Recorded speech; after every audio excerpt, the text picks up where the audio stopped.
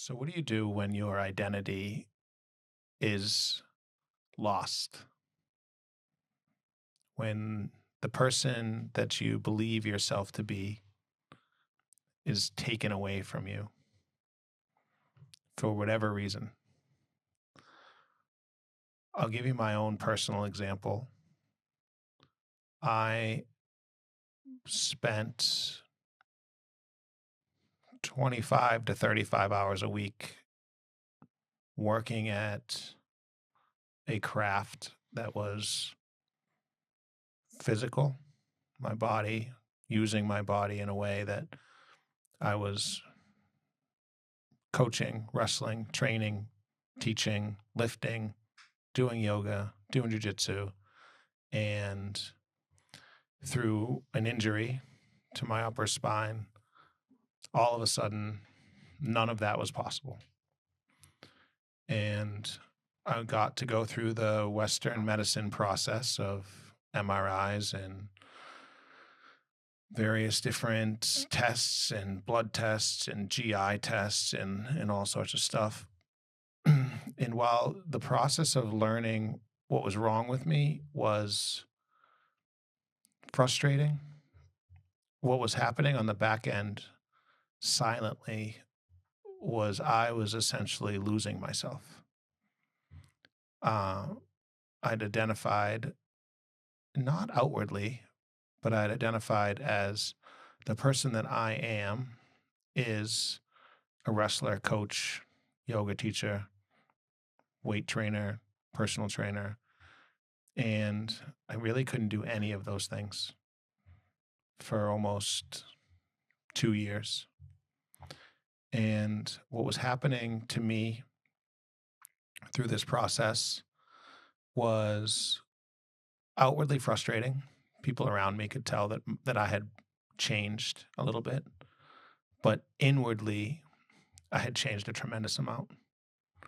I had essentially felt as though the things that made me me, the pillars that I stood for, mental toughness, physical strength, strong body, strong mind, were had eroded away enough that for a period of time I was searching. And even at 40 years old, I didn't even think that it was something I should tell anybody else. Um,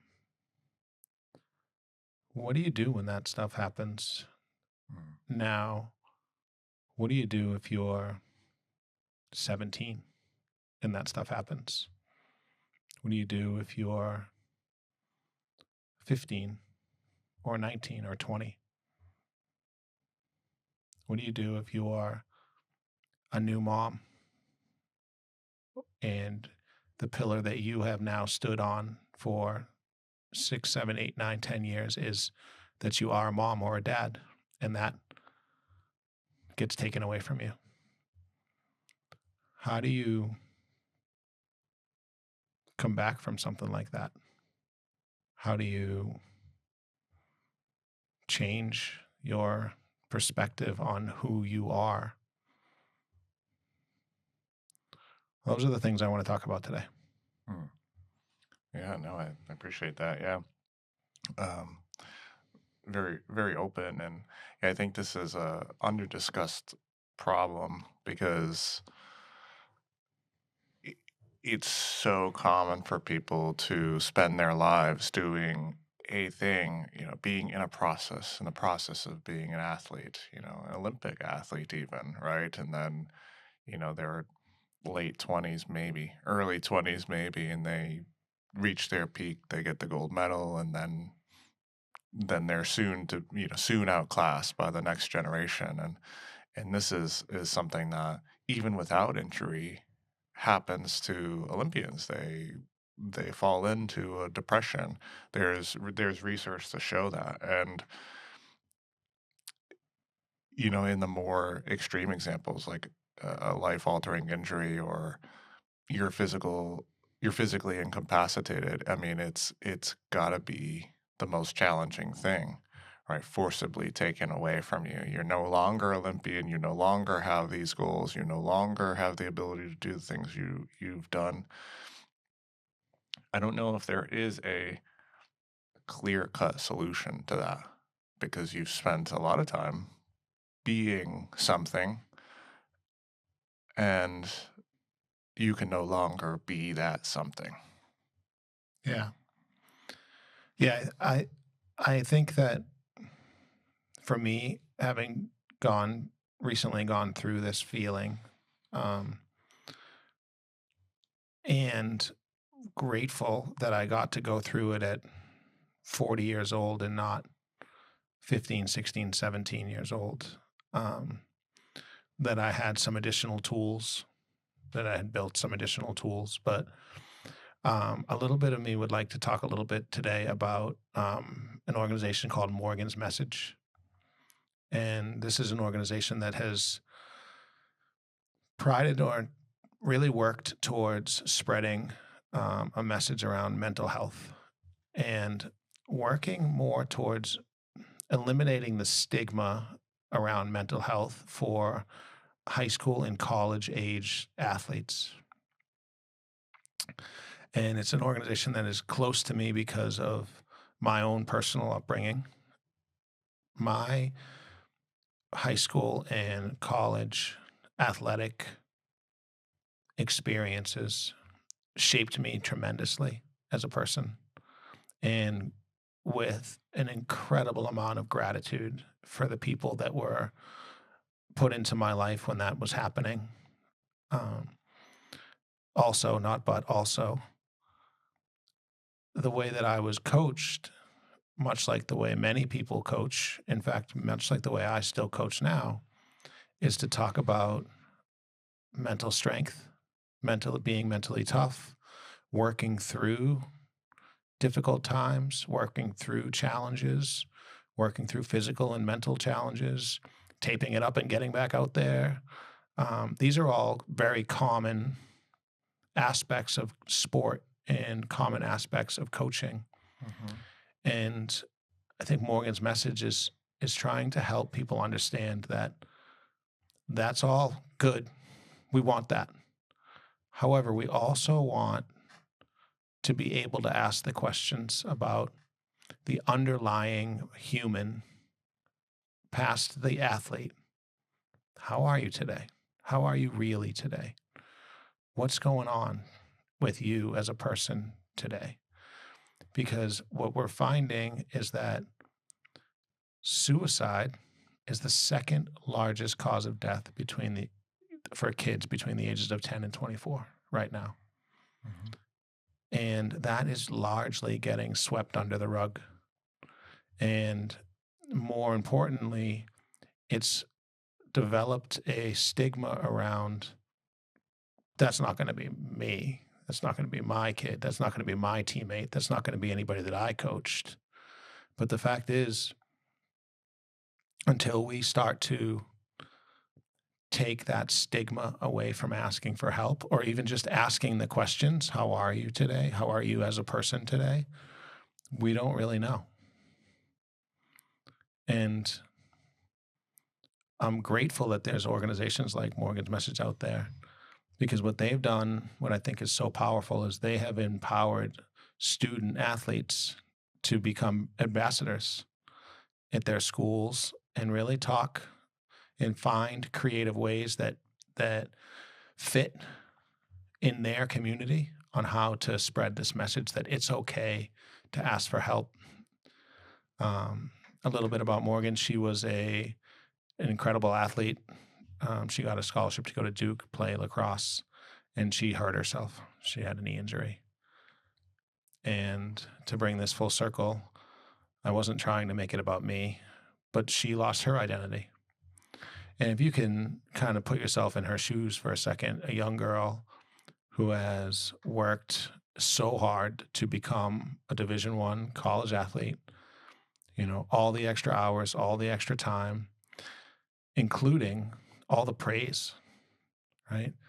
All the praise for the success and the goals and the leadership and all of that stuff. And then when it was almost instantly taken away. She didn't have the tools just to come back from that. And the thing that I want people to understand is that she did have what you think you can give people: a loving environment, great family, happy surroundings. She had all those things, but nobody to ask, nobody to talk to, nobody to forcibly bring it out of her. So she was journaling, and a lot of this messaging comes from her own written journal while she was going through this, about how she had lost her identity, how she didn't know, how she felt as though now that she was broken, she was weak, that she didn't know how to handle being broken and weak. And she felt as though being broken and weak meant clearly that there was no coming back from that. Mm. And I mean, how often have we all felt something like that? Yeah, I think it's a common thought for a lot of folks. And we talk a lot about all the things, the tools that you've kind of alluded to, the mental resilience and the toughness and the kind of shake it off and trek forth because you have a vision. But the tool of being able to reach out and say, "Hey, I'm not feeling great," is a very powerful one, and we don't emphasize that enough. And I think in a case like that, or in a case where you've lost your identity or you're really struggling, the journaling is really great because you can formulate, you can identify what you're feeling actually. The next step is to bring it to people, so you can share that. And in a case like this too, there aren't great solutions. There's no great solution to, you're no longer the athlete that you once were, even if this is temporary, midterm temporary, or however you want to phrase it. But having the shared experiences is super helpful. You mentioned it earlier, but we're often taught that, like, be stoic, like things are fine, and keep chugging along. And I don't necessarily think that is the worst advice on the planet.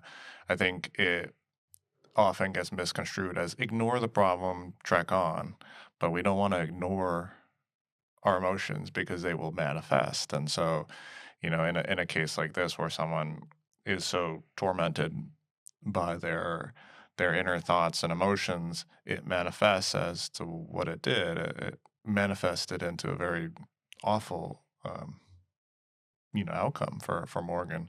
Um, and so we have to recognize that we're feeling a particular way, and to share that, and to share that is not being broken, or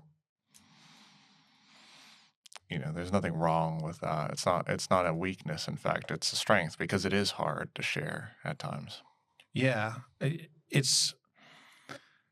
I think that every time we do something like this, and when I say we, I mean like the royal we, I mean me and you, I mean the people, I mean putting stuff out there in the world, I mean talking about it, right? Making it normal, right? Making it normal to know that you're not alone.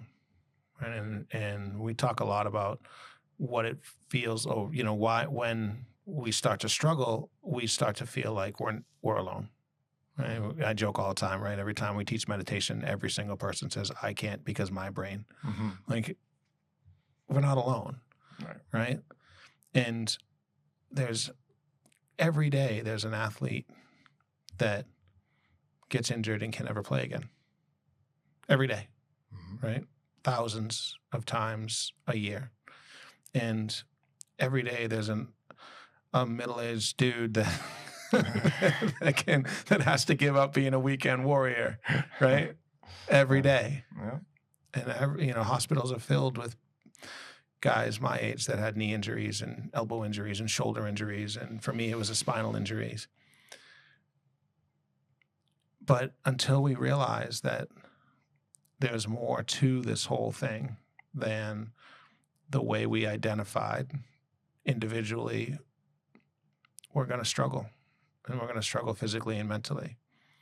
And I want the listeners out there to know that if you are working through something that's challenged your identity, right? Your mother, teacher, husband, CEO, VP, right? A lot of times, I mean, how many people do you know that you talk to on a daily basis introduce themselves as their name and then their job title?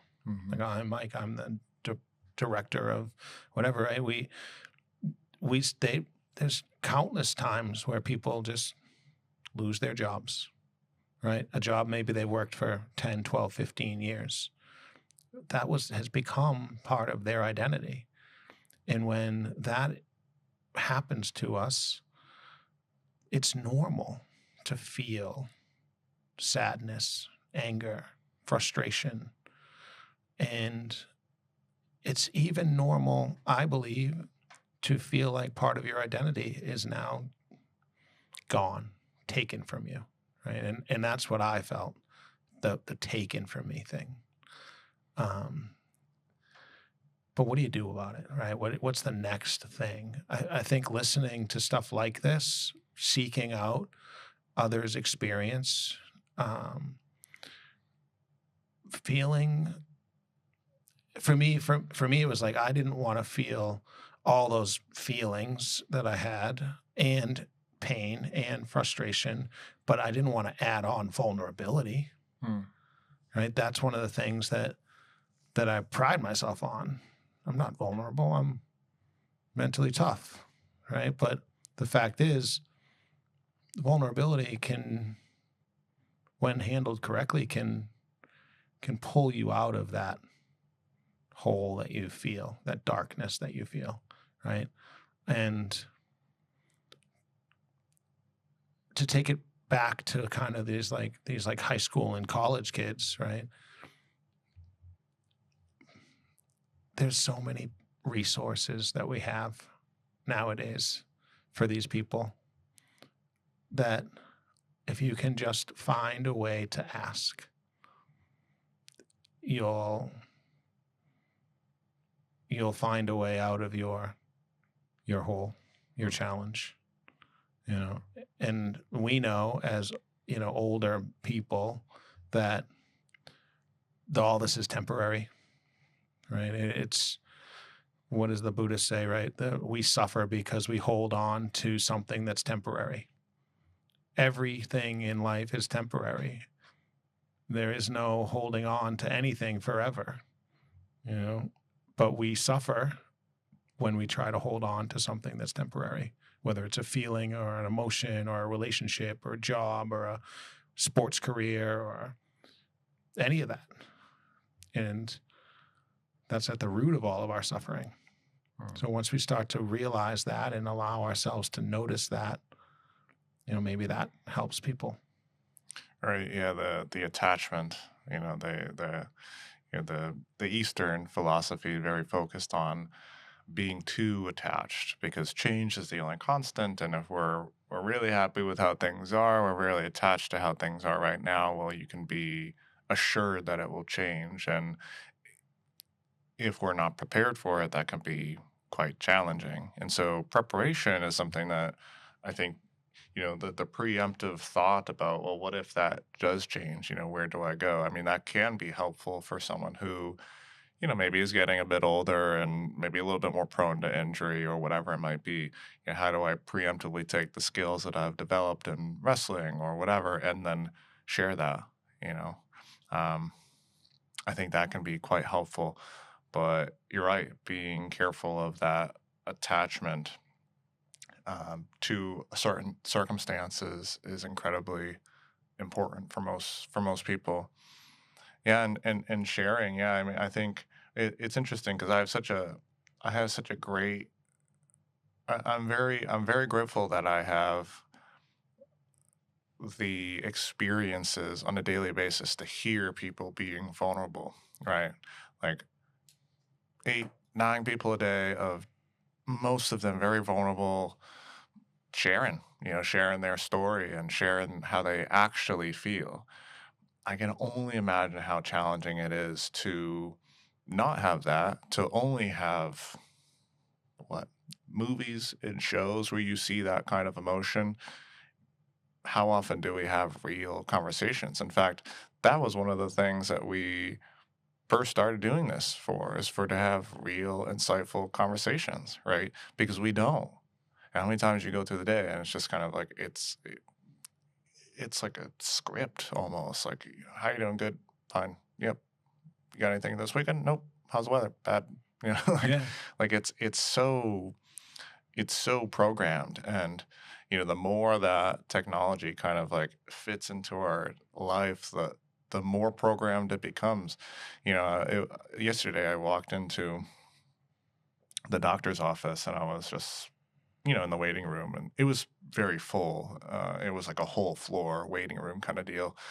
And I sit down and I brought my journal, and so I was just kind of writing. And this is not a new experience by any means, but you look around and everyone is on their phone, and that's okay. Nothing against that really. It's just kind of like the way we are now. But yeah, it makes me think like all of these people are probably not really taking a second to check in how they are. How are they doing? They're literally in the doctor's office to talk about like how they're doing, and they're checking in with themselves and their health. And yet no one is checking in maybe on that. They're probably not really recognizing their emotional health in that moment. And the more that the phones and stuff are ingrained into our day, the less real content we have, in fact. And so yeah, it was kind of we've had those thoughts before. I mean, that's not a new thought to look around and see all that stuff. But yeah, it was just a little bit of a thing for me yesterday. And I think the point here is that you want to actually connect with people. You want to have real conversations. You want to actually tell people how your day went, and we just aren't afforded the privilege of that unless we make the time. And so for people who are especially busy, or you're a high school student and you wake up and you're rushing and you go to school and you're just listening to classes all day, then you go right to practice and it's just like practice drills. And then you go home and you eat dinner and it's already late and you're tired and you got homework. And then where is the conversation happening? Where is the real conversation happening? And so that's an important part. And that's where like support groups and therapy and those spaces that are cultivated for real conversations are necessary. Yeah. I couldn't agree more. And to take it like one step further, we'll talk back again specifically around like sports and sports teams. Like that coach that is cultivating and creating that space is doing the same thing, right? Mhm. They're moving at 100 miles an hour. They probably taught English from 7 a.m. till 2 p.m. and then they're trying to get their coaches in line so we can organize what we got to get done, and then they're going to work through and they're going to come up with this culture, and the culture is going to be a winning culture, and it's going to be an attitude, and it's going to be tough, and it's going to be all the things that you want to hear and think about, and it's going to be good, and everybody's going to feel great, and we're going to develop people, and we're going to do all these things, all with the best intention, all with the right attitude, all with the goodness. But where's the space Mm. to really say, hey, let's take a few minutes today. All right, let's share a vulnerability of my own. Let's help the kids, the student athletes, recognize that this is part of their life. Right? No matter what level it is, right? Oh, I play AAU. Okay, great. I'm the top of the top. All the things that we've all lived through, went through. When do we add in? When do we pause? When do we say, hey, listen, what's more important than anything, the wins, the losses, the team, the culture, everything, is you, the person. And we want to make sure that if you're not okay, then we talk about it. And let's face it, I mean, pulling that out of a high school kid, a middle school kid, is almost impossible because of exactly what you just said. They don't even know. How am I? I don't know. I'm checked in 6 months, right? I had a breakdown like 6 months ago, but other than that, I think I'm good, Mm-hmm. And it becomes culture, and then it becomes stigma. And right now we're at the stigma part where we don't talk about it. Mm-hmm. where we have friends where we see, hey, you know, we do live that scripted life. How you doing? Good. How's everything good? How's the wife? Good. Okay. You know, what if the person goes, yeah, man, I'm really not doing good today. What do you do? What do you? I didn't expect you to say that. I'm sorry. I'll talk to you later. Right? Like what? I gotta go. My mom's calling. Yeah, exactly. Right. What's next? But what can we do? Right? What is the real nuts and bolts of it all? Right. And I think I keep coming back to the same thing. It's about communicating. It's about making it, just spreading the message. And that's why I think Morgan's message is so impressive to me, because it's just about spreading it.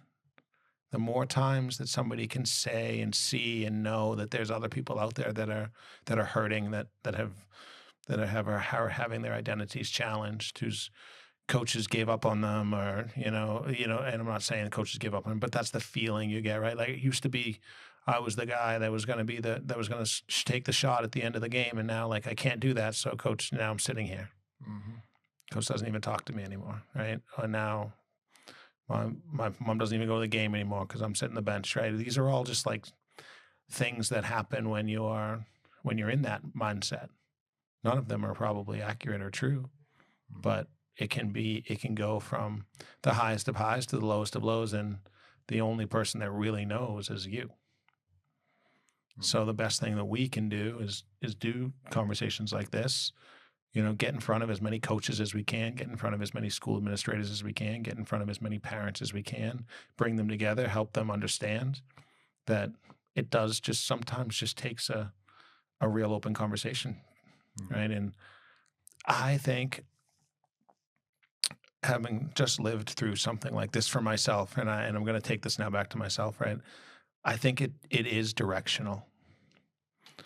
Like for me, when I was in my lowest of lows, really, I mean, I remember saying to Corey, like, babe, like I feel like I lost myself. And I know she didn't understand. She said, I don't understand. Actually, I'm very clear. She didn't understand.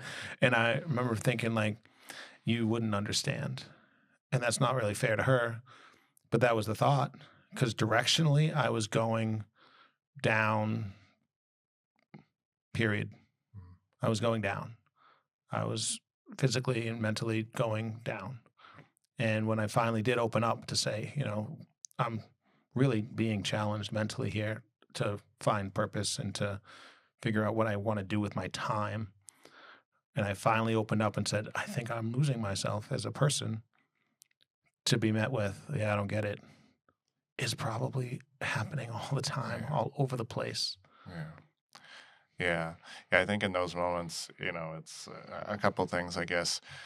In those moments where someone is being vulnerable and open, you don't need to be able to relate to the person, right? You don't need to be an athlete to be able to understand the problems associated with an athlete losing their physical capacity, right? So I think that's something that has really helped me, because I'll often even say it like, listen, MJ, I can't relate to that, in the same way, but I can understand. That must be really hard, right? Yeah. Which, just so we're clear, before I go any further, she was incredibly supportive, right? She did say, like, I'll support you in whatever decision you make, like whatever you need to do to find yourself. Like, just looking directly at the camera, I hope it's on this camera right here. I could not have asked for a more supportive and grateful for that. And that's what we need, right? That's what we have to have. And when you're in an environment where you have multiple coaches and multiple parents and multiple people around you, like, maybe not everybody can do that, right? Maybe not everybody has the wherewithal like you do to say, I don't understand, but I can support you. What do you need for support, right? I can't relate. I don't get it. I never, like, how many parents were not an athlete, and then they raise this superstar, and then they get hurt, and then they're like, I don't know what that's like, right? I support you and I cheer you on when you're killing it, and I support you and I cheer you on when you're not. And we need to know that that's out there and true. But the same thing with coaches, right? How many times have you seen, it's like a story as old as time, right? The coaches that are there when you're winning and they're nowhere to be found when you're not, right? Like, it's not always a bad thing. It's not always their fault. It's not always intention, right? Intentionality plays a huge piece in a lot of this. But I think more than anything, I'll go back to that directionality of it all, right? Like, can we start to treat all of these people, I was going to say kids, I was going to say athletes, I was going to say middle-aged men, people, right, as people. And we all have something that we identify as: director, jiu-jitsu practitioner, cook, coach, mom, dad. But we're all just people. And there should never be in a scenario where you feel so down about the way the world is that you no longer want to be a person. And I mean, I sit here all high and mighty as someone who's come through this process and lost themselves and worked their way back from injury and all the things. But ultimately, like, it changed me,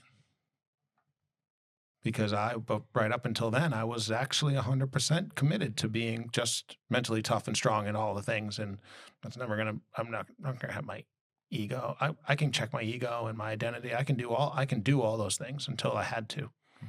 And I found out how freaking hard it is, and how much it doesn't feel good, and how much all the mental health and training and meditation and all the things can pull you into this tornado of self-loathing and frustration. And I remember saying to Corey one time, I hate my body. I'm so mad at my body for not supporting me when I needed it. Yeah, I remember you saying to me too, we were on the phone, and you said something along the lines of, you know, I've never been in a situation where doing more didn't solve the problem. And I think that's a frustration when it comes to chronic health issues, of physical, traumatic kind of physical thing, right? There is no doing more. You can't. In fact, doing more makes it worse. Yeah. Yeah, I think one of the things that I sometimes do after a jiu-jitsu class that I teach, we'll sit in a circle and we'll do like a little share kind of thing. And to me, that's always the highlight of the class, to be honest with you. And people kind of going through, and you can see it, like, it starts off a little like, oh, this didn't go good and that went okay, and people start a little superficial with it, and then the sharing actually happens and people kind of open up. I've been feeling really bad about my performance and feeling like I just can't get it and this and that. My body's feeling bad, and that's where I think the real, like, camaraderie is built sometimes, and so I really love that. And there seems to be something especially powerful about doing it after after movement too, that people seem to really open up. And that's something that all, like, coaches of athletes can do. Do your training and then sit down and open up the discussion, or open up for discussion. What went well? What are you not feeling good about? What, how can we support you? And yeah, I love that part of it. In fact, I've been wanting to do more like jujitsu, and then just kind of like get around and talk and make that part of the thing. I just don't know how many people would be into that and show up to it. I think that once you start doing it, you'll start to get more and more. I think we all crave a space. We all crave, that saying, like, hold space for people, right? And some people kind of turn their nose up at that, like, what does that mean, right? But ultimately, we all crave that. We all want that deep down, a space where we can be vulnerable without any repercussions. And it probably takes some learning, some, especially as someone who, as the coach who's going to have to hold the space, right? A lot of times it's almost like a role play scenario. They say something, then you just you want to make sure that doesn't just, like, go off into the ether. Like, I was really not feeling great today, right? And you need that, like, now you talk, please, this anxiety building, like. But maybe that's what we do. Maybe we work on helping coaches learn how to do that, right? Mm. Through action and through repetition and through teaching. And I think that's I think what we'll do is we'll reconvene. We'll do another podcast on this soon after. And I'd love to see you do that more. We can talk about your experience on what that looks like and helping people. Sure. Because, I mean, for those of you that don't know, like, jiu-jitsu is such a mental game, right?